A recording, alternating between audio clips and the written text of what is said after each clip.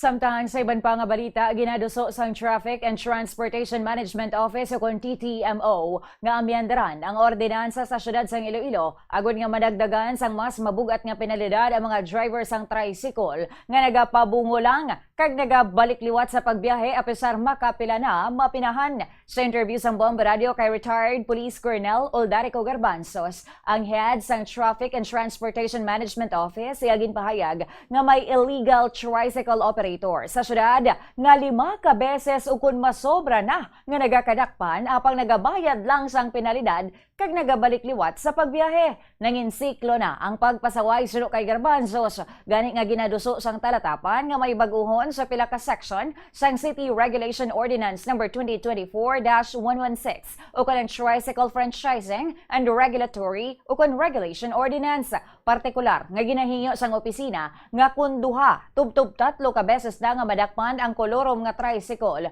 motorcycle unit o kun motor na lang ang ibalik sa tang-iya kag kumpiskaron sang city government ang sidecar. Ginklaro ni Garbanzos nga proposal pa lamang ani kag gina-check pa nila sa City Legal Office ang anuman nga legal implication. Pananglitan ipatuman na ini sa syudad. Halin sang nagligad nga tuig naka-record na ang opisina sang 1,000 tubtob 1,500 nga nagkaladakpan kung sa diin involved ang hindi otorisado nga tricycles kag e-trikes. Lakip na ang units nga naga-operate sa mga mayor nga dalanon kung sa diin ginadumilian sila. Sa records ang talatapan kadabaan sa mga violators naga-operate sa Iloilo City proper. Naibaluan nga sa ordinansa sa buong sa syudad, nakasaad nga required ang mga driver kag operators sang tricycle nga mag-operate lamang sa sulod sang designated nga ruta, sandig sa kung ano ang nakabutang sa ilang nga prangkisa. Sa Section 9 sang ordinansa nakabutang nga 1,000 ka pesos ang bayad sa first offense sa drivers nga nag-operate sa highways nga wala sang authorization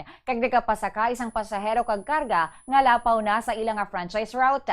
Ang nag-ooperate nga wala sang valid franchise kag motorized tricycle operators permit nagapangatubang man sa amo nga minimum fine. Samtang 1,200 sa second offense kag mas nagataas na sa masunod nga offense. May mga kaso kita abid ring more than may 4, 5 or more than 5 na nadakpan na pero after nila mabayaran ang ini nga mga fines no sa ilang mga violation, so nagabalik naman sa ilang pagbiyahe no wherein aton ginatanaw daw ginasaykon lang no wherein kami nagapropose kami nga part i-amend ang aton nga TRP or Tricycle Route Plan nga ordinansa nga sa particular section dugang no na kung sila madakpan no sa 3 times or 2 times city government or in favor of the city government na ang mga sidecars ang ibalik na lang naton ining mga single nga motor. Si retired Police Colonel Oldarico Garbanzos.